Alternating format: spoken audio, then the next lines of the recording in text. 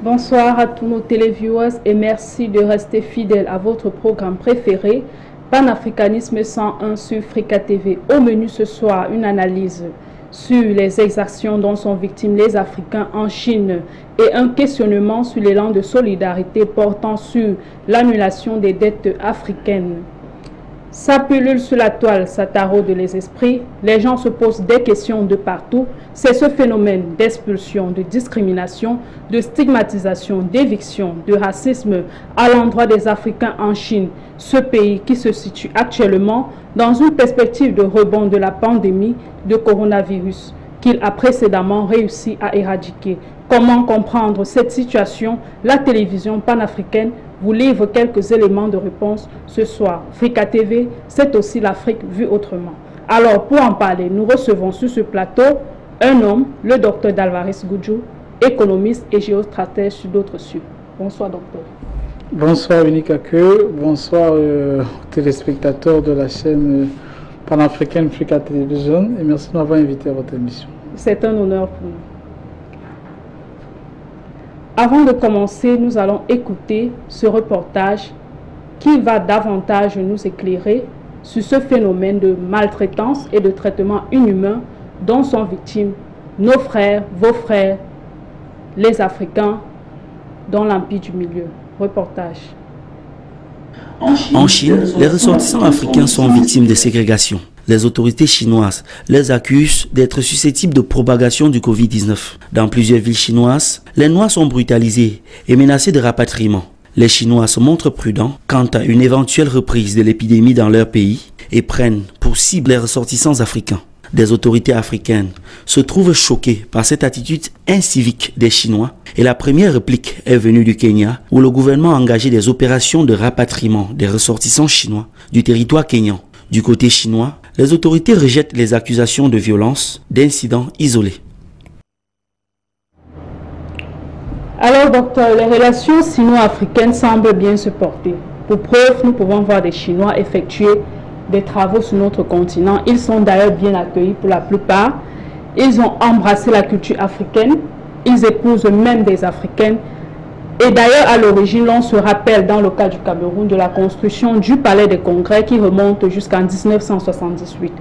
Mais aujourd'hui, les Africains sont marginalisés dans le pays de Mao Tse-tung. Qu'est-ce qui se passe en Chine, docteur? Premièrement, Unique a peut-être souligné que les relations entre la Chine et le continent africain, où les États africains sont au beau fixe au niveau interétatique, c'est-à-dire entre entre le gouvernement central chinois et le gouvernement des pays africains. Mais entre les populations, les relations n'ont pas toujours été au beau fixe, même au niveau du continent, tant au niveau du continent africain qu'au niveau de la Chine. Maintenant, pour votre thématique, ce qui s'est passé, c'est qu'il y a cela quelques jours, dans l'état de Canton, en Guangzhou, particulièrement, il y a la police chinoise et un certain nombre d'autorités qui ont pris des mesures discriminatoires vis-à-vis d'un certain nombre d'Africains. Qu'est-ce qui s'est passé? En fait, ils se sont dirigés vers les immeubles où étaient logés beaucoup de personnes, notamment les Africains, mais ils faisaient sortir uniquement les Africains et les mettaient en quarantaine forcée. Ils allaient dans les hôtels où des Africains, notamment les hommes d'affaires africains, sont arrivés en Chine, ont réservé des hôtels qu'ils ont payés. Immédiatement après que les hôteliers aient reçu l'argent du paiement du séjour des Africains, la police venait arrêter ces Africains-là. On les mettait en quarantaine. Pour la plupart d'entre eux, on les faisait des tests de Covid-19 forcés et même quand le résultat était négatif, on les mettait toujours en quarantaine. Le pire, c'est pas seulement que ces opérations se passent, c'est qu'en fait c'était à caractère discriminatoire puisque la seule cible c'était que les Africains, même dans un immeuble, dans un hôtel où il y a beaucoup d'étrangers logés, c'était que des Africains qui étaient recherchés. Et on est allé même jusqu'à voir les écriteaux sur les restaurants, notamment à Canton, où il était écrit que les Africains sont persona non grata au sein de ces restaurants-là. Ce qui faisait que les Africains ont été confrontés jusqu'à très récemment encore des problèmes sérieux. Premièrement, actuellement, il fait très froid en Chine, qu'on est en train de dormir dans la rue, qu'on est en train de dormir à Belle Étoile. Et au pire même, à un certain moment, c'était pratiquement pas possible pour eux de manger, puisque quand ils partaient dans des commerces, essayer d'acheter de quoi manger, on les interdisait l'entrée dans des commerces, l'interdiction d'entrée dans des restaurants. Donc la répression discriminatoire à l'encontre des Africains, on a comme impression que c'est structuré, que c'était organisé, d'autant plus que cette répression n'était pas organisée par la population, mais était organisée par les autorités et implémentée par la police chinoise. Merci pour votre contribution. Les Africains du côté de la Chine sont accusés tantôt de désordre urbain, tantôt d'accélération de la propagation du virus dans la ville de Guangzhou, mais également de Beijing. Mais la Chine dément tous ces sévices qui sont infligés à l'endroit des Africains. Nous avons vu le président en exercice de l'Union africaine, Moussa Faki Mahamat, qui a appelé l'ambassadeur de Chine auprès de cette institution, Liu Xiu, pour apporter des éclaircies sur ces allégations. Alors, docteur, ces accusations sont-elles fondées? Premièrement, c'est pourquoi j'en parlais sur une chaîne de télévision.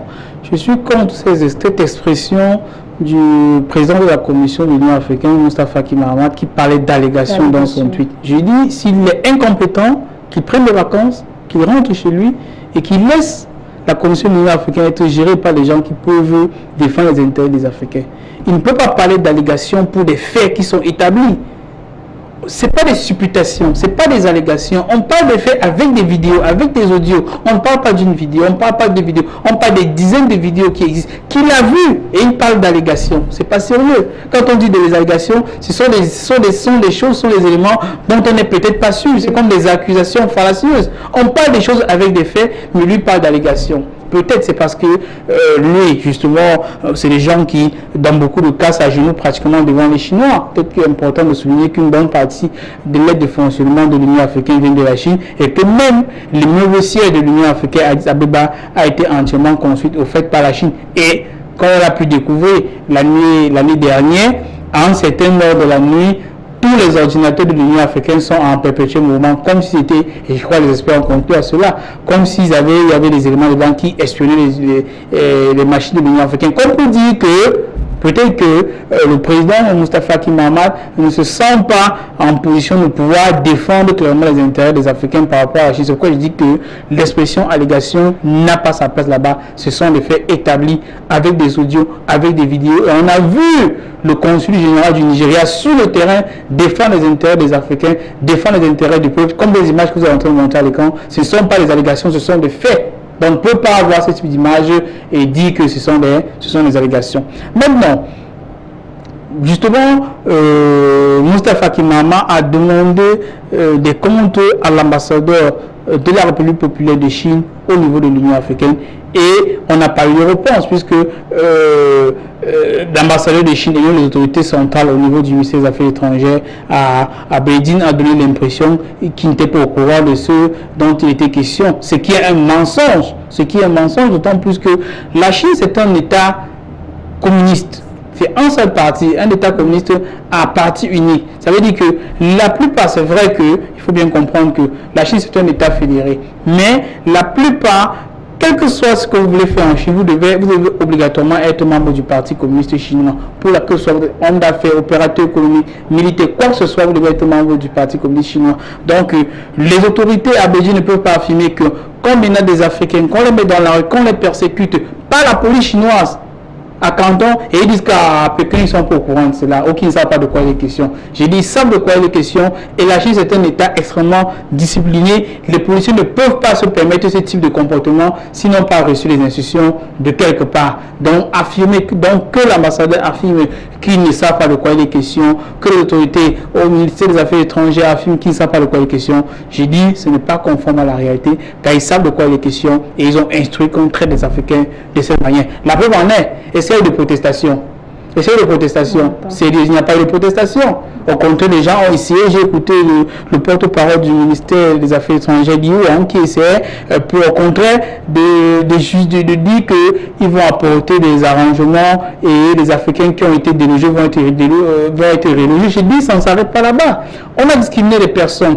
Les hommes d'affaires qui sont déplacés de leur pays ont payé le carton, le billet d'avion, ont payé les frais d'hôtel, ont été martyrisés, ont été discriminés, ont été brutalisés pour certains, ont dormi dans la rue. Je dis non seulement il faut les reloger, non seulement Au-delà, il faut la réparation. Ils ont subi des dommages, même sur le plan psychologique, même sur le plan financier et matériel, et il faut les réparations pour cela, et surtout que l'État central chinois prenne les dispositions que cela ne se reproduise pas. Mais au-delà, moi je pense que les Africains ont une responsabilité.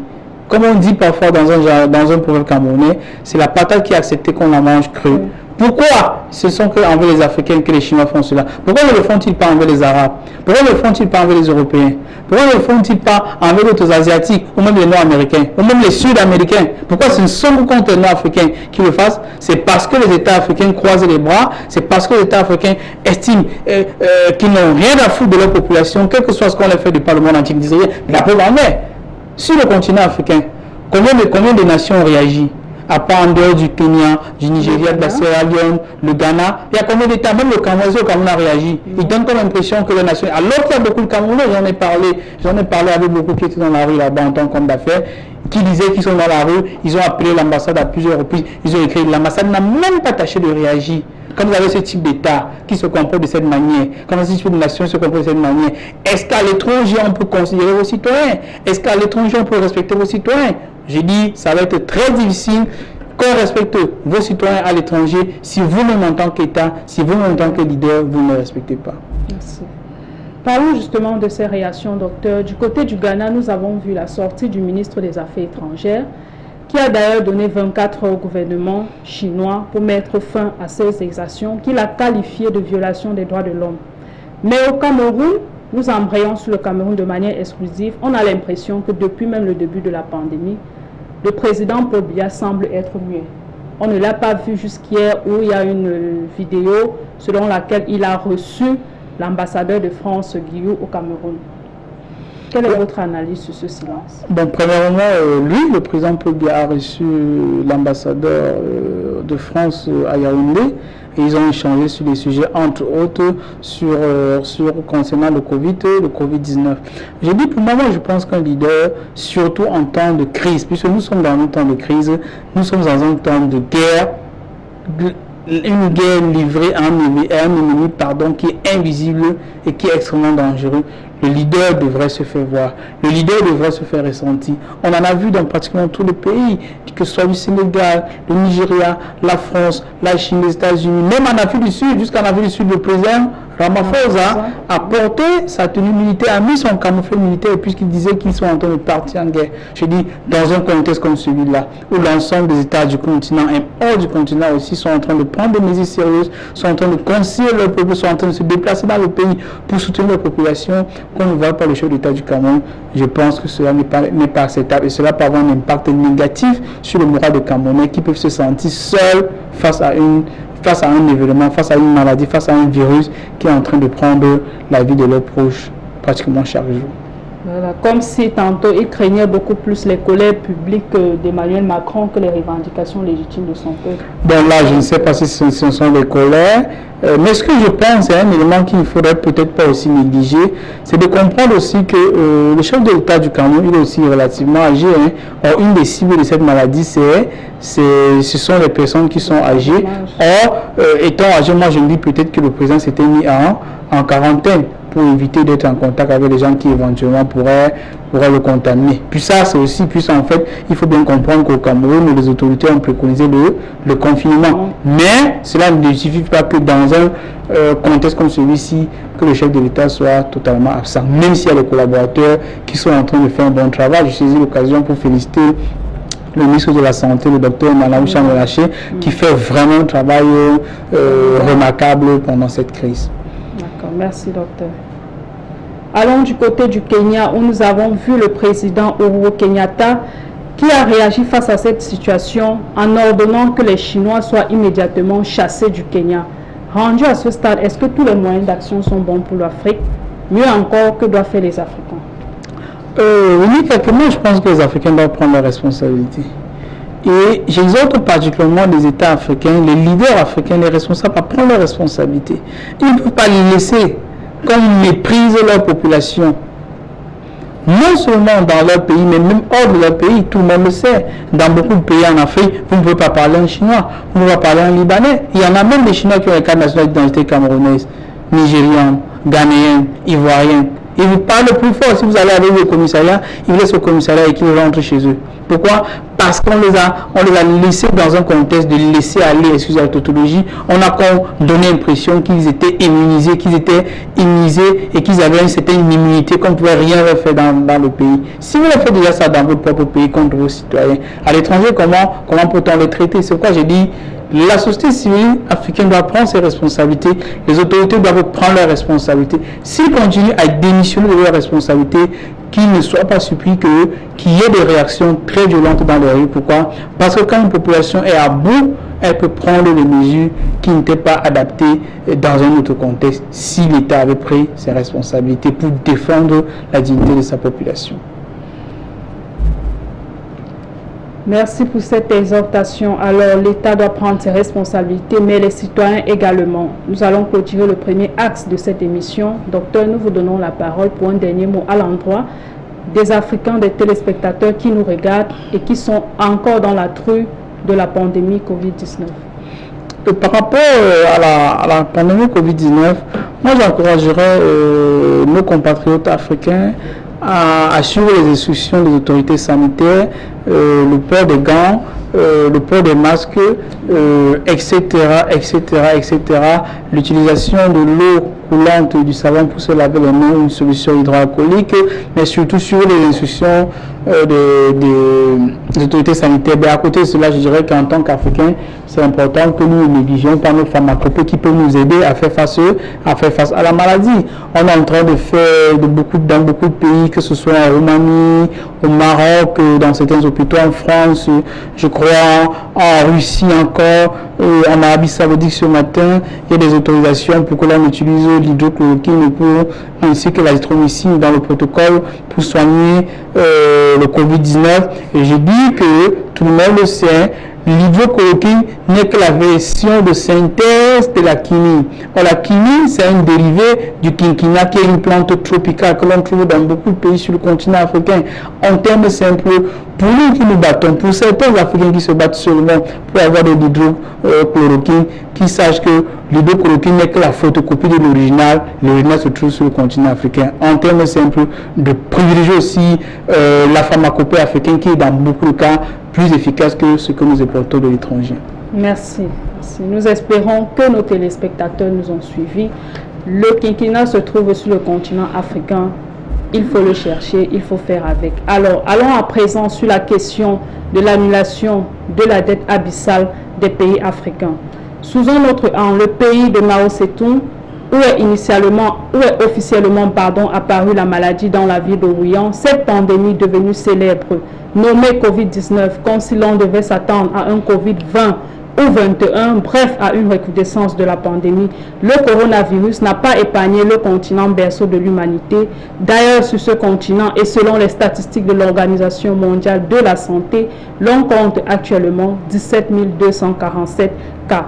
Le G20, avec l'appui du président français Emmanuel Macron et des envoyés spéciaux de l'Union africaine mandatés par le président sud-africain Cyril Ramaphosa, et parmi ces envoyés spéciaux, le franco-ivoirien Tidjane Diam. Ils ont décidé d'apporter une aide, dont un moratoire d'1 an sur les dettes africaines. Alors, que cache cet élan de cœur? Plus d'éclaircies ce soir sur le plateau de Africa TV.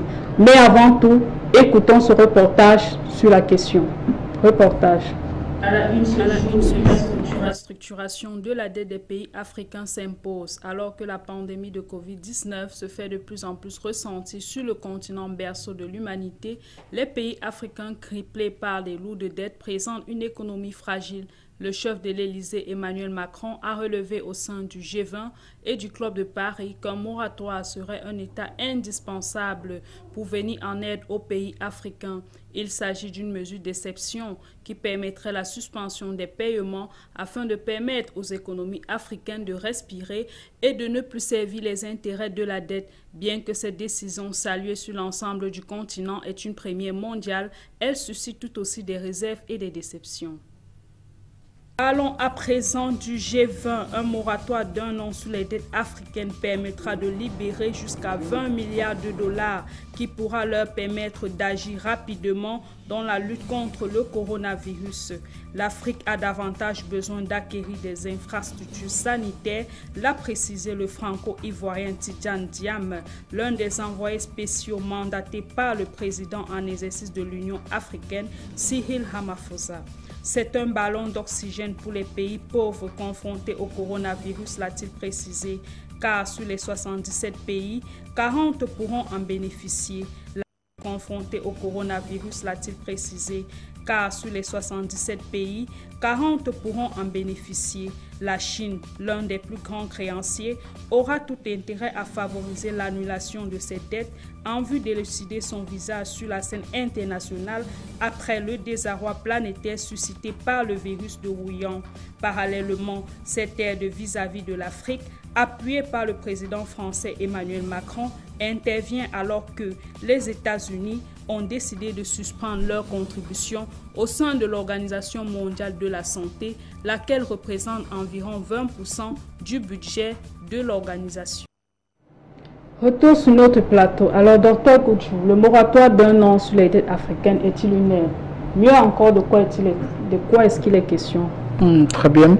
Bon, vous peut-être comprendre très différemment de votre titrail. Il n'y a pas eu annulation de la dette.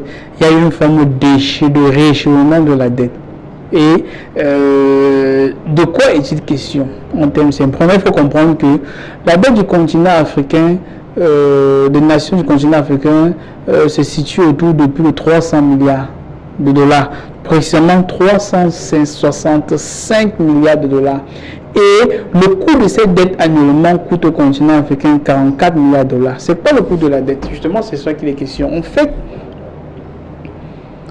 quand vous avez une dette, quand vous contractez une dette au niveau d'un bailleur de fonds, il y a ce qu'on appelle le service de la dette que chaque nation paye. En d'autres termes, les intérêts que le capital que vous avez payé, que vous avez emprunté, produisent. Donc chaque année, rien qu'en matière d'intérêt, les Africains payent au bailleur de fonds autour de 44 milliards de dollars. Donc, par rapport à cela, c'est vrai, il y a eu la suggestion du président Macron, le président français, d'annuler la dette. Mais la plupart des États du G7 ont convenu qu'il ne fallait pas annuler la dette, mais qu'il fallait procéder à un moratoire en termes simples de dire que l'obligation que vous avez envers nous de nous payer les services de la dette à telle période, nous recherchons cela, vous ne devez plus nous payer. Ça veut dire quoi en langage familier?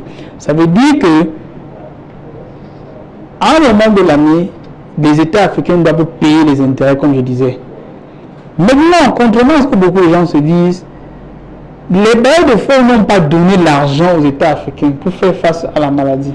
Les bailleurs de fonds leur ont seulement dit que notre argent, notre obligation que vous devez nous payer à telle date, c'est l'intérêt que vous devez payer à telle date pour le service de la dette, ne nous payez plus cela. Donc utilisez cela pour la maladie, non pas de l'argent. C'est pourquoi on dit un moratoire ou alors une nouvelle échéance. Vous devez nous payer par exemple de 44 milliards de dollars en date de tel. Mais cette date de nous payer pour nous renvoyer à plus tard. C'est à peu près de ça dont il est question. Maintenant, est-ce que c'est un élan de solidarité?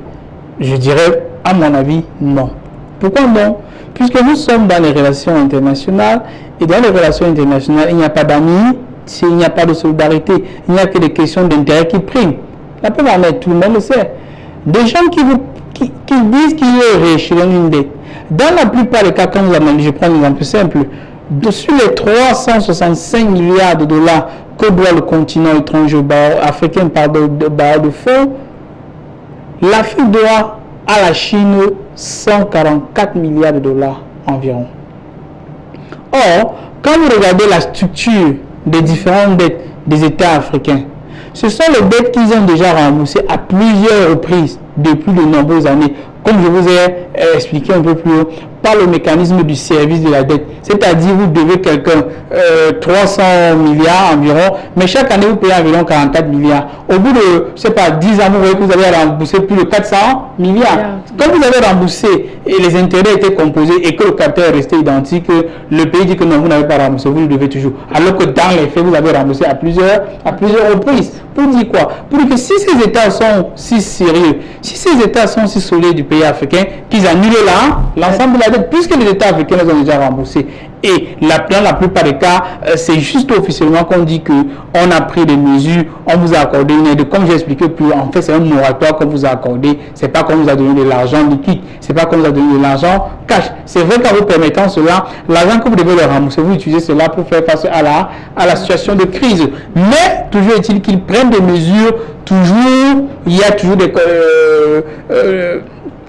une monnaie d'échange, il y a toujours des mesures qui les permettent de récupérer non seulement ce qu'ils vous ont laissé, mais d'aller au-delà. S'ils sont vraiment sérieux, ils devraient procéder à une annulation de la dette. Puisque quand on prend une dette, à ce système, si on appelle le même système par exemple, au début des années 2000, autour des années 2005, il y a beaucoup d'États africains qui ont atteint ce qu'on a appelé le point d'achèvement. Oui, des plans d'ajustement structurel. Ce qui a permis qu'on annule une partie de la dette. Ce qui faisait que la dette de ces États sont quittés pour certains à 80% à 30% du produit intérieur brut. Mais aujourd'hui, ce sont encore tellement endettés que une bonne partie des États africains se trouve à 56% du produit intérieur brut. Nous parlons de 2005 à 2020, ça fait 15 ans seulement. En termes simples, d'ici quelques années, avec la vitesse avec laquelle les États africains s'endettent, ils vont encore dépasser les 80% d'il y a quelques jours. Pour dire quoi? Pour dire que si ces nations européennes, si ces nations puissantes sont vraiment solidaires du continent africain, elles devraient tout purement et simplement annuler cette dette. Pourquoi? Parce que cette dette, premièrement, les Africains, même les populations, même n'en ont pas tiré profit, mais surtout, deuxièmement, ce sont les dettes qu'ils ont déjà remboursées à plusieurs reprises. Les maintenir n'est que les maintenir dans la pauvreté, dans une situation de martyre continuelle et perpétuelle. Il s'agit d'annuler le capital et les intérêts. Oui, de tout annuler, puisqu'ils ont déjà remboursé. Ils jouent sur les salaires de la dette, puisqu'ils vous ont prêté un peu d'argent. Comme on ne peut pas rembourser une fois, il faut dire que je paye les intérêts. C'est ce qui rentre dans le salaire. C'est quoi? Il faut bien comprendre dans la structure même des budgets sur le continent africain. On parfois un budget de 6 000 milliards. Dans un budget de 6 000 milliards, il y a plusieurs centaines de milliards qui ne partent que dans le service de la dette. C'est-à-dire payer les intérêts d'une dette que vous avez contractée alors que le capital reste toujours intact. Et actuellement, le moratoire concerne les intérêts. Il s'agit de suspendre le paiement des intérêts sur... Oui, juste les intérêts. Juste les intérêts. Ok, d'accord. Merci. Mais docteur, ce geste à l'endroit des Africains intervient juste quand les États-Unis annoncent la suspension de leur contribution au sein de l'Organisation mondiale de la santé. Pourtant, l'apport américain représente pratiquement 20% du budget de cette organisation qui jusqu'ici avait la main tendue vis-à-vis des Africains. On a l'impression que tout est fait de manière organisée. Bon, là, il faut bien comprendre que cela entre dans les doctrines du président américain, le président Trump. American first, l'américain d'abord, ou l'Amérique d'abord. Et pour lui, c'est pas la première fois, vous savez, il y a de cela quelques années déjà, il a suspendu le financement américain pour l'UNESCO, etc., etc. Je crois qu'Israël aussi est allé dans ce sens-là. Mais il faut bien... Non, là, il avait annulé, il a arrêté pratiquement les financements pour l'UNESCO. Mais dans le cas d'espèce de l'OMS, il n'a que suspendu. Ça veut dire que ce n'est pas arrêté. Complètement. Exact. C'est vrai, le montant, c'est autour de 400 millions de dollars par an. C'est un montant qui est considérable, puisque avec 400 millions de dollars de financement par an, les États-Unis sont les premiers contributeurs pour l'Organisation mondiale de la santé. Quelles sont les variables qui expliquent cela? L'administration Trump accuse l'OMS d'avoir caché les vrais chiffres avec la Chine, d'avoir été beaucoup plus complaisant avec Pékin en ce qui concerne le Covid-19. Peut-être, puisqu'il voulait que l'OMS mette la pression sur la Chine. Mais moi, je pense que les États-Unis ont bien réfléchi de suspendre seulement leur financement, de ne pas arrêter. Pourquoi? Parce qu'en fait, en arrêtant totalement le financement, ça serait une force qui donnerait au soft power chinois, puisque les Chinois sont à même de pouvoir remplacer facilement ces financements américains à l'OMS, ce qui devrait donner un poids encore plus considérable sur les décisions de l'OMS. Mais au-delà de la chose, il faut bien comprendre que il n'y a pas le feu dans la maison. Il n'y a pas le feu dans la maison. Pourquoi? Parce qu'il y a déjà une instance des Nations Unies, notamment l'UNESCO, qui fonctionne aujourd'hui sans les financements des États-Unis. Et surtout, l'OMS est adapté à commencer à se séparer, ou alors à moins dépendre des financements d'État, ce qui est aussi un danger. C'est même pourquoi on se rend compte que de plus en plus d'entreprises privées financent l'Organisation mondiale de la santé, notamment les groupes pharmaceutiques, notamment la fondation Bill et Melinda Gates. Et c'est très dangereux. C'est justement pourquoi les groupes pharmaceutiques imposent toujours leur point de vue dans les décisions de l'OMS, vouloir imposer les vaccins, ne pas utiliser tel protocole comme tel protocole, plus ou moins participer à défendre les intérêts de ces pharmacies-là. Or, étant donné que les États sont en train de se désengager et que ce sont les pharmacies qui veulent participer à financer l'OMS, c'est une des raisons, à mon avis, pour lesquelles ces pharmacies imposent que l'on prenne les décisions qui sont dans le centre de leurs intérêts. Et en ce moment-là, l'OMS n'aura plus sa quintessence, n'aura plus sa raison objective d'être. Pourquoi? Parce qu'elle sera là comme un grand groupe qui ne défend que les intérêts des lobbies pharmaceutiques, médicaux et financiers, contrairement à défendre les intérêts de la population. C'est pourquoi on a été très surpris. Personnellement, moi, je suis très surpris, il y a cela 2 ou 3 jours, de découvrir que d'ici quelques temps, d'ici quelques années, peut-être après le Covid-19, d'ici quelques mois, pardon, l'entrée dans l'Union européenne, pour obtenir un visa Schengen, il faudrait obtenir un vaccin qui viendra d'un grand groupe pharmaceutique. Imposé par qui? Imposé par l'OMS.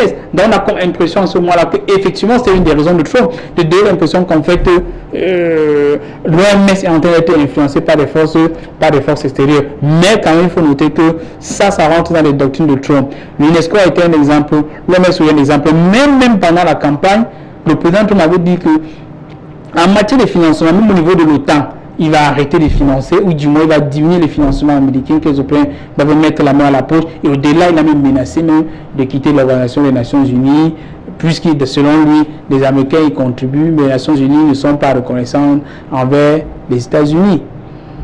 Comme il sait bien le faire. Quand on regarde, docteur, l'épineuse question du franc CFA en Afrique, et que l'on raisonne de manière simple, est-ce que les réserves de change qui sont détenues auprès du Trésor français et qui appartiennent aux Africains ne peuvent pas être données aux Africains pour les aider dans cette situation? C'est une très bonne question, Winnie. Mais malheureusement, premièrement, d'abord pour répondre, la réponse dans la crise, vous avez vu, un État comme la France, par exemple, a pris des mesures, 300 milliards d'euros pour garantir les crédits pour les entreprises. Beaucoup de pays de par le monde entier, je crois, les États-Unis ont pris 3 billions de dollars. Dans ce sens, la Chine a pris beaucoup d'argent. Pourquoi tous ces États mettent de l'argent facilement? Puisque ces États ont quand même une politique monétaire contrôlée par eux-mêmes. Mais nous, en Afrique, on n'en a pas. Que ce soit dans les États de la zone CFA, on a des difficultés à pouvoir le faire. Pourquoi? Parce que notre politique monétaire n'est pas contrôlée par nous-mêmes. Notre politique monétaire est contrôlée par l'étranger, notamment le Trésor français. C'est pourquoi je dirais que premièrement, ça va être très difficile que la France le fasse. Pourquoi? Parce que la France, elle est en crise. Elle a du mal. La France a eu tellement de difficultés. C'est pourquoi quand ils disent même qu'ils sont en train de nous aider, ça fait sourire. La France a eu des difficultés sérieuses à obtenir les simples masques faciaux. Les masques faciaux, on n'en avait pas. Ils en ont commandé en Chine, à l'aéroport même. Je crois que c'était à Shanghai, l'aéroport international de Shanghai. Et les Américains sont venus acheter pratiquement tout l'avion. Ils ont payé 3 fois le prix que les Français avaient commandé. Les Français n'avaient pas l'argent pour payer ce que les Américains ont payé. Ils sont partis avec. En moment, le gouvernement français a dit que les masques n'étaient que pour les gens qui étaient malades. Alors qu'en fait, le secret qui était délaissé parce qu'ils n'avaient pas assez de masques pour toute la population. Je veux dire, si un pays, si une puissance comme celle-là, qui n'a pas assez de combinaisons médicales pour ses médecins, qui n'a pas assez de lits d'urgence pour ces malades, qui n'a pas assez de masques pour ces malades, est-ce qu'on peut affirmer, sans risque de nous tromper, qu'ils ont assez de moyens pour pouvoir se prendre en charge et nous prendre en charge? Je dirais non. S'ils avaient assez de moyens, nous ne serions pas en train d'assister aujourd'hui à 17 000 morts en France et que ça ne fait que continuer. Mais ils ont pourtant jugé que l'Afrique a besoin de solidarité. Je pense que nous en avons besoin.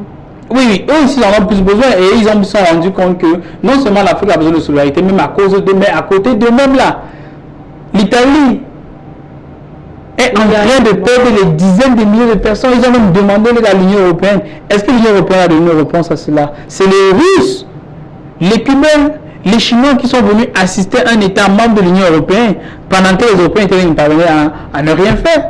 Donc pour dire que, et en plus au-delà de ça, je pense à devoir aussi attirer notre attention sur les ONG. Quand il y a des crises sanitaires en Afrique, il y a des tonnes de ONG qui sont disposées à venir donner le meilleur qui sont disposées à venir donner des vaccins, etc.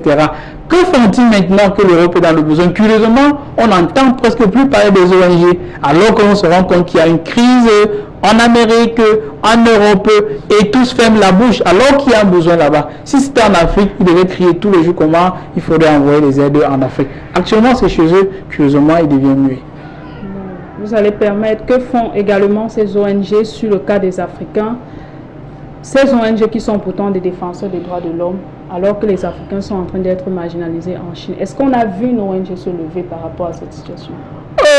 Peut-être pas les ONG, mais les États qui contrôlent ces ONG. Nous avons vu les sorties de l'ambassade des États-Unis qui ont profité de l'occasion, hein, comme on dit, ils ont profité de l'occasion pour pratiquement mettre la Chine au mur, disant que les Chinois persécutent les Africains, disant que la coopération chino-africaine n'est qu'une bulle vide, d'autant plus que ça, à moins d'occasion, les Chinois sont en train de persécuter les Africains. Globalement, il y a des sorties, mais les sorties là sont comme d'habitude, ce sont les sorties qui défendent les intérêts occidentaux contre les intérêts chinois, puisqu'en fait, pour ceux qui ont lu les grands livres de la CIA, actuellement, le principal adversaire de l'Occident, c'est la Chine devant la Russie, et les Occidentaux font tout ce qu'ils peuvent pour donner une image dépréciée, écrasée, meurtrie de la Chine.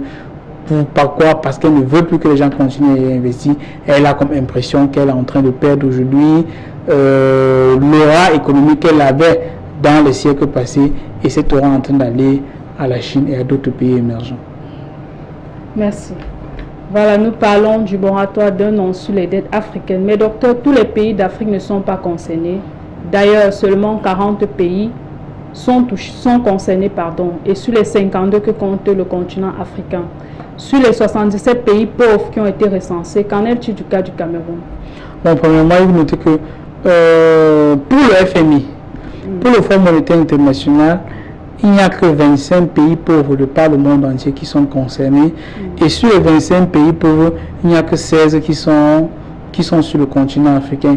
Heureusement, je veux dire heureusement, le Cameroun n'est pas parmi ces nations-là. Pourquoi est-ce que j'ai dit heureusement? C'est sûr qu'ils ont des critères qu'ils ont permis de choisir, mais j'ai quand même pu remarquer que la plupart des nations qui ont approximativement la taille du Cameroun sur le plan économique ne sont pas parties, notamment la Côte d'Ivoire, le Sénégal, etc. ne font pas partie de ces listes. Il y a des pays comme le Tchad, c'est pas quoi, des pays un peu pauvres qui sont dans cette liste-là. Mais au-delà, quand même, je dirais que au moins cela peut nous permettre de voir, d'éprouver nos capacités à pouvoir faire face à ce type de crise sans attendre une aide étrangère. Merci.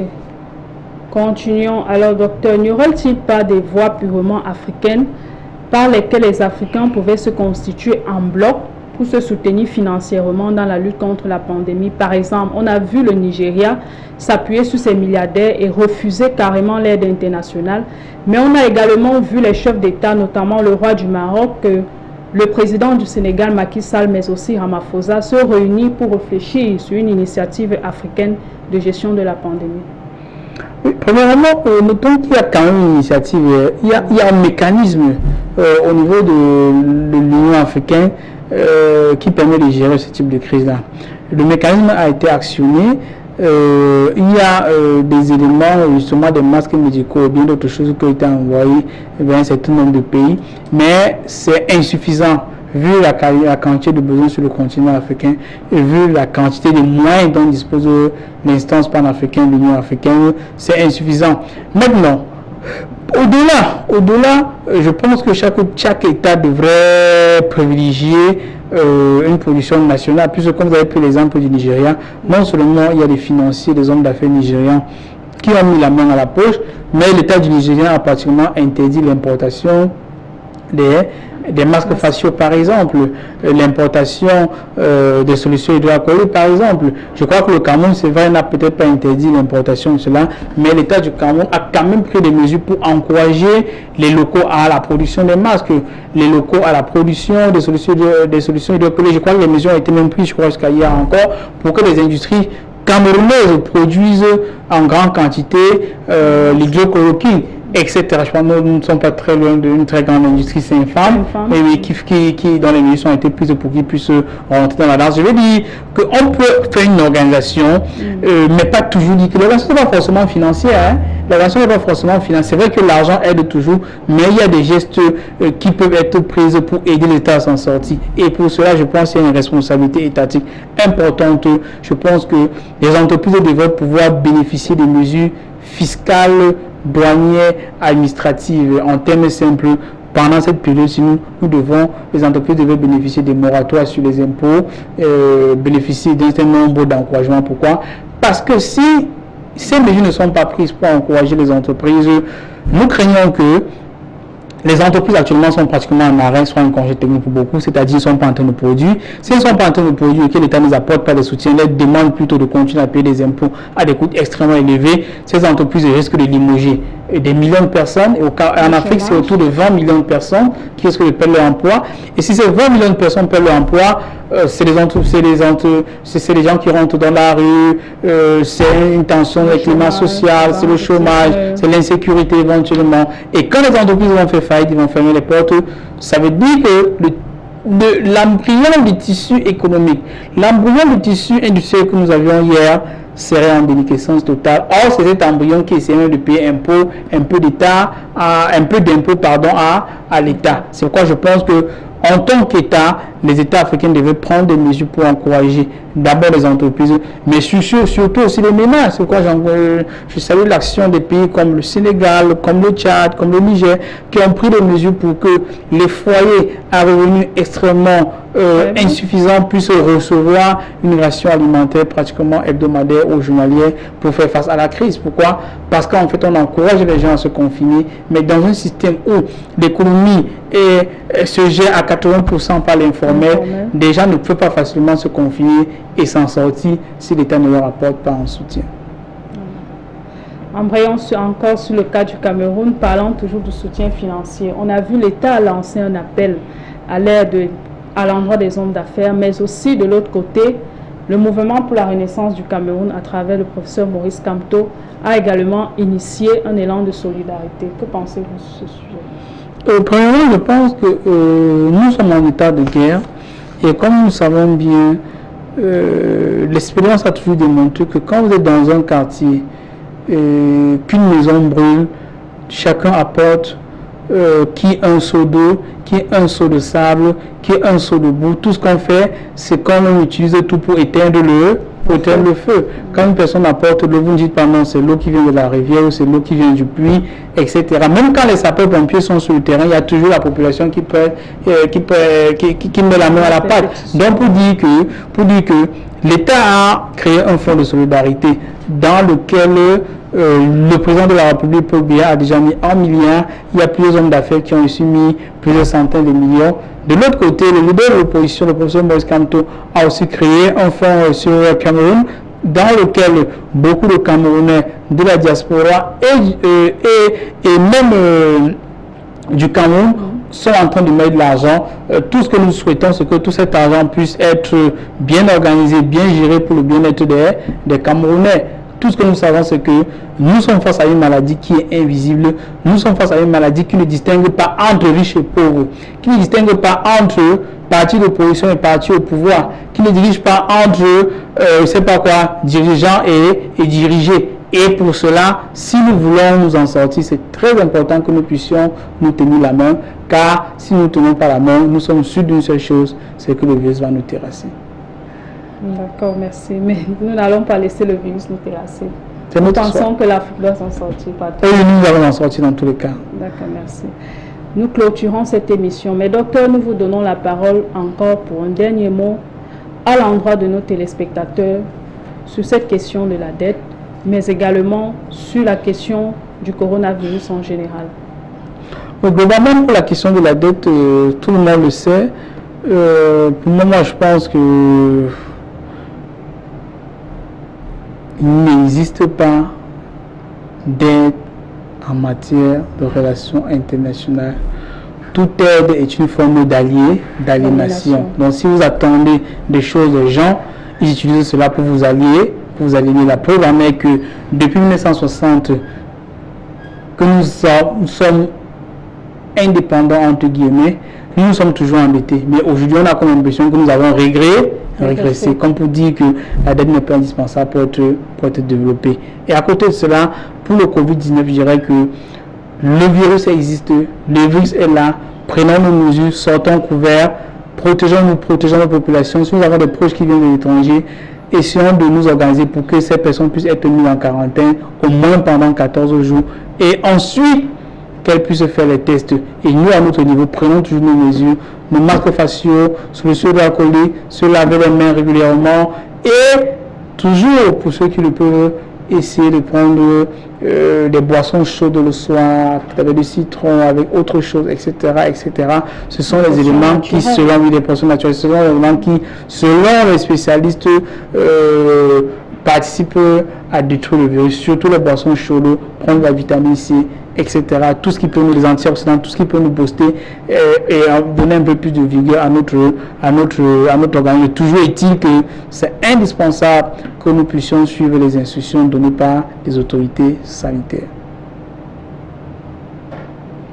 Alors, chers téléspectateurs, merci de nous avoir suivis dans le cadre de l'émission Panafricanisme 101. Merci de rester fidèles sur votre télévision panafricaine.